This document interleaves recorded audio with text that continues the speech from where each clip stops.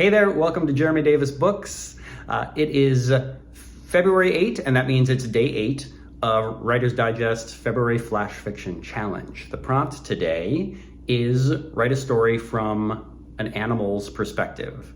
And so here's my story. It is called Endless Sky. Quiet down now, my little ones, and I'll tell you of how I learned to fly. I was young when it happened, hardly older than you are now, and I was the first of my brothers and sisters to fledge. One fine morning when the endless sky was a bright blue and the breeze was warm, I felt the familiar push of my mother's beak on my back feathers, only instead of nudging me around the center of the nest, she was coaxing me outward. The dry twigs crackled and snapped as I neared the edge, and my heart began to race. But then my mother eased her pressure and cooed softly, encouraging me forward. Uncertain, I waddled to the edge and, for the first time, looked down from the nest. There, far below, past the green veil of leaves and the web of branches, lay the ground. Mother had spoken of the ground before, of course, but I could never have imagined how dark, chilling, and so very, very far away it was. The image of my broken body cloaked in that darkness came to me. My head twitched in fear.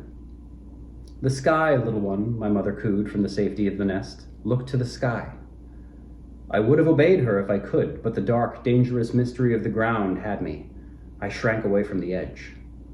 Her beak was at my back again, pushing gently forward. My heart shot into my throat, and I pushed back against her, but she was much stronger than I, and the edge moved relentlessly nearer.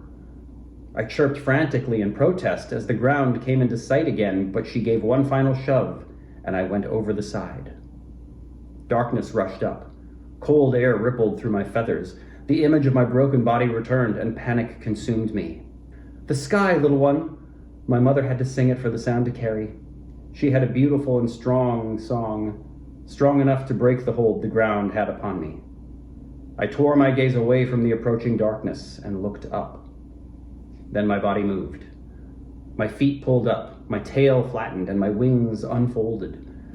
I felt the strain as my chest gave 3 hard beats, pumping my wings to tame the air, and then they caught the draft, and I began to rise.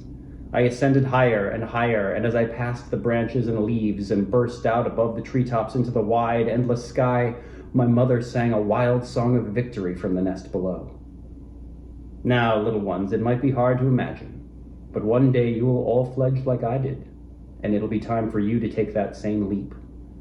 I know you'll be just as scared as I was, but there's really no reason to fear. I'll sing to you of the endless sky, and your bodies will know what to do. So there it is. That's Endless Sky. Thanks so much for watching, and I'll see you again tomorrow.